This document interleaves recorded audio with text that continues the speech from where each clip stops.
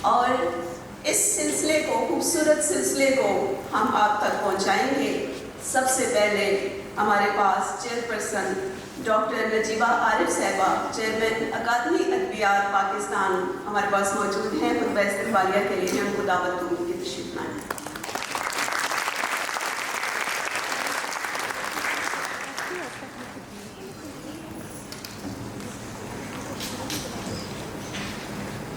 بہت شکریہ شازیہ۔ معزز مہمان خصوصی محترم جناب سید جمال شاہ، وفاقی وزیر برائے قومی ورثہ و ثقافت، نہایت محترم وطن عزیز کی معروف اور نامور ادبی شخصیت محترمہ کشور ناہید صاحبہ، جنہیں ہم کشور آپا نہ کہیں تو عجیب سا لگتا ہے، اس کانفرنس میں شرکت کے لیے ملک کے ہر کونے سے آنے والے تمام پاکستانی زبانوں کے نامور اور لائق عزت احترام مندوبین اور شرکاء، راولپنڈی اور اسلام آباد کے عزیز و محترم ادباء و شعراء، عزیز طالب علم اور بچے جن کے لوک ادب کی ترویج اور ترقی کے لیے اس کانفرنس کا اہتمام کیا گیا ہے، تمام معزز مہمانان گرامی، خواتین و حضرات، السلام علیکم۔ میں اپنی اور اکادمی ادبیات پاکستان کی جانب سے آپ سب کو اس کانفرنس میں تہہ دل سے خوش آمدید کرتا ہوں۔ حاضرین کرام، آپ سب اہل علم و دانش اس حقیقت سے واقف ہیں کہ لوک ادب انسان کی مجموعی دانش کا ذخیرہ ہوتا ہے۔ اس دانش کی بنیاد مطالعہ مکالمہ نہیں، تحریر و تقریر نہیں، بلکہ انسانی زندگی کے تجربے پر قائم ہے۔ تجربہ سب سے بڑی سائنسی حقیقت ہے۔ سائنس کا وجود ہی تجربے کا مرہون ہے۔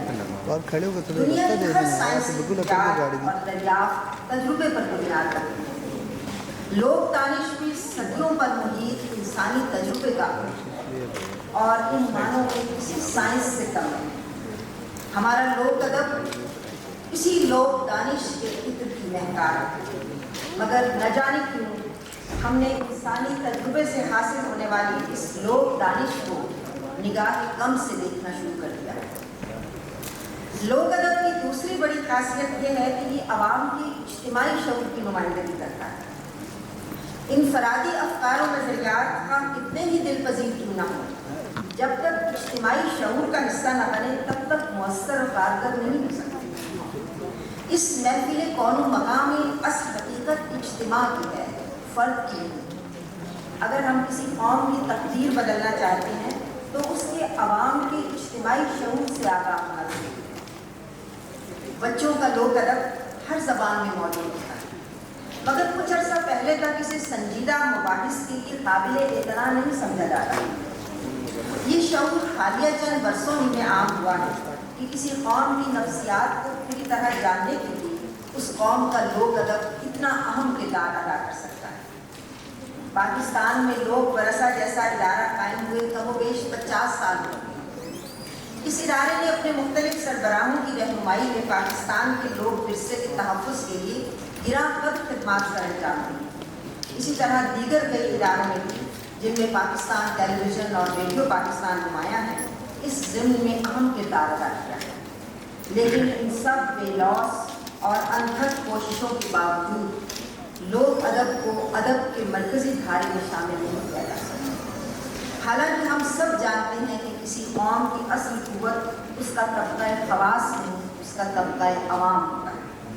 اس طبقے کو نظر انداز کر کے جو بھی مسائل کی جائے گی اس کی حیثیت گملے میں اگے ہوئے پودے سے زیادہ نہیں۔ لوک ادب کی جڑیں ماں کی کوکھ میں پیوستہ ہیں، دھرتی ماں کی کوکھ میں پیوستہ ہے۔ یہ ہمارے صدیوں پر محیط سماجی تجربات اور ان سے حاصل شدہ نتائج کا عکاس ہوتا ہے۔ بچوں کا لوک ادب ہی دیکھ لیجیے۔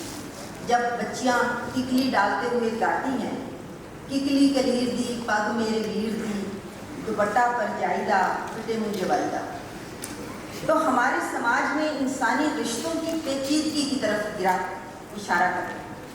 ان لفظوں پر غور کر کے ہم اس گرہ کو کھولنے کی کوشش کر سکتے ہیں۔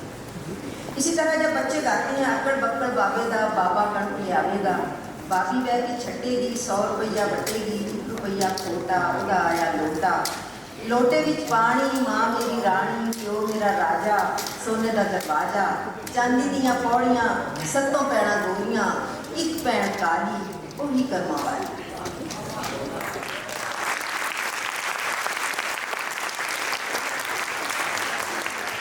तो हम न सिर्फ समाज में मर्द और औरत की रिवायती तकसीम कार की तरफ इशारा करते हैं, माँ और बाप के रुतबे और मकाम का इजहार करते हैं, बल्कि फेयर एंड लवली के इस दौर में ये भी बता देते हैं कि रंग और नस्ल की बुनियाद पर इम्तियाज हमारा तरजीही फलसफा हयात नहीं है।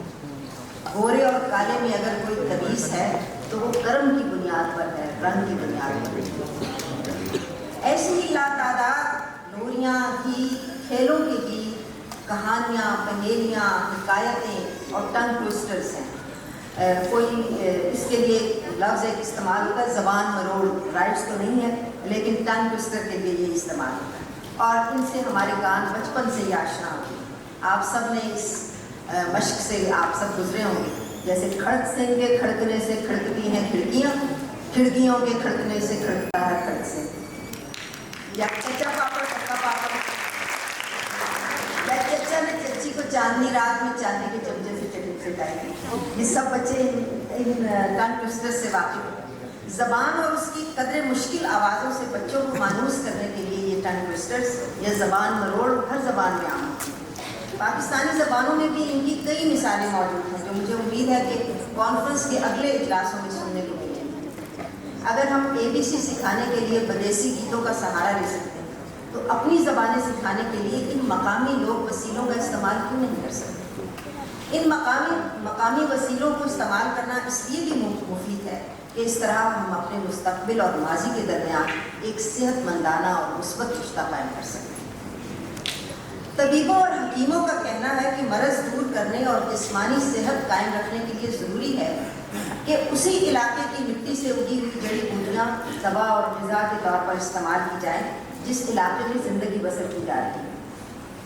ज़हनी और रूहानी सेहत के लिए भी ज़रूरी है कि हम अपनी धरती की लोक दानिश से इस्तेमाल करें और अगर इसकी इस्लाह या तरमीम व तब्दीली की ज़रूरत हो तो ये अमल इर्तिकाई होना चाहिए। मिट्टी से जुड़े हक़ाइक़ भी आहिस्ता आहिस्ता अपने अहद से हमाहंग हो जाते हैं। लोक अदब भी इसी तरह असली इम्कानात को अपने अंदर समो लेता है। शर्त यह है कि ये अमल खुलूस और एहतराम से किया जाए, नफ़रत और हक़ारत से। हम अपनी मिट्टी से जुड़कर अपनी ज़हनी और रूहानी सेहत को यकीनी बना सकते हैं। अकादमी अदबियात पाकिस्तान के ज़ेर तमाम हम जुगनू तारे धरती के उमान से तमाम पाकिस्तानी ज़बानों में बच्चों के लोक अदब पर मुनक़िद होने वाली ये कॉन्फ्रेंस भी इसी कोशिश के लिए है। ये एतराफ़ न करना बददियानती होगी कि इस कॉन्फ्रेंस का इनक़ाद बुनियादी तौर पर वफाकी वज़ीर कौमी वरसा और सक़ाफ़त जनाब सैयद जमाल शाह की ख्याल ख्वाहिश का मरकज़ है।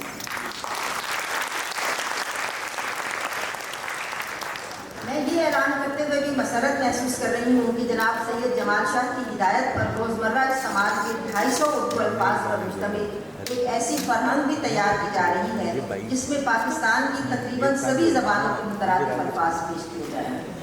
इब्तदाई तौर पर 7 ज़बानों के अल्फाज मुरतब हो चुके हैं। जल्द ही दीगर ज़बानों का इजाफा किया जाएगा और उनकी तादाद बढ़ाई जा सकेगी। इस फरहंग की तैयारी का सेहरा भी जनाब सैयद जमाल शाह की जा रहा है।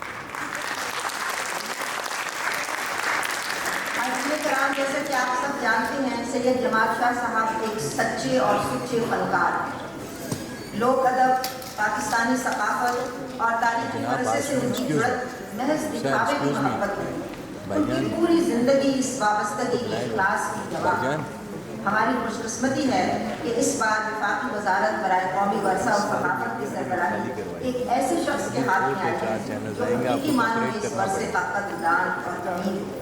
उनकी रहनुमाई और बसीरत हमारे लिए मशअल राह में बाइस तक़वियत और इस्तक़ामत। बहुत शुक्रिया सर।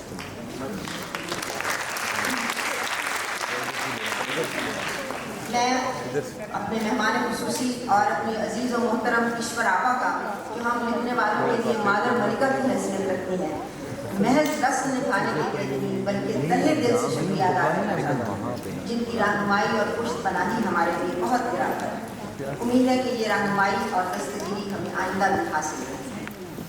इसके साथ ही मैं PNC के सरबराह मोहतरम अयूब जमाली साहब और उनकी टीम की भी शुक्रगुजार हूँ, जिन्होंने पुतली तमाशे की सूरत में बच्चों के लोक गीतों की पेशकश का एहतमाम किया, जो अभी कुछ देर में आप मैं पाकिस्तान के कोने कोने से तशरीफ लाने वाले पाकिस्तानी ज़बानों की नुमाइंदा अदीबों और शायरों, रावलपिंडी इस्लामाबाद के अहले इल्म व अदब, तमाम वक्कर इदारों के सरबराहों और नुमाइंदों, मीडिया से ताल्लुक़ रखने वाले अहबाब और अजीज़ तलबा का शुक्रिया अदा करती हूँ, जिनकी मौजूदगी से ये महफिल को रौनक है। इसके साथ साथ मैं अकादमी अदबियात पाकिस्तान में अपने तमाम साथियों की शबाना रोज़ मेहनत को भी खराज तहसीन पेश करती हूँ और ये एतराफ़ करना चाहती हूँ कि मुझे अकादमी अदबियात पाकिस्तान में बतौर सदर नशीं अपनी जिम्मेदारियाँ संभाले अभी सिर्फ 3 हफ्ते गुजरे हैं, लेकिन महदूद वक्त और महदूद अफराद क़ुव्वत के बावजूद ये तीसरा बड़ा प्रोग्राम अकादमी में मुनक़िद हो रहा है और ये 2 रोज़ा कॉन्फ्रेंस की महज 2 हफ्तों की महदूद मोहलत में तब्दील की गई। ये सब अकादमी के अफसरों और तमाम अमले की मेहनत और अखलास कार का नतीजा है, जिन्होंने अपना एक एक लम्हा और पूरी तवानाइयाँ इस मकसद के लिए वक्त दे रखी। मैं इनमें से एक को शुक्रगुजार हूँ। मुझे उम्मीद है कि ये 2 रोज़ा कॉन्फ्रेंस आप सबकी उम्मीदों पर पूरा उतरेगी और महज नशिस्तन, गुफ्तन और बर्खास्तन साबित नहीं होगी, बल्कि हमारे जहनों और माशरे की सकाफती फ़ज़ा में नतीजा खेज़ असरात मुरतब करेगी इंशाअल्लाह। वमा तौफ़ीक़ी इल्ला बिल्लाह। शुक्रिया।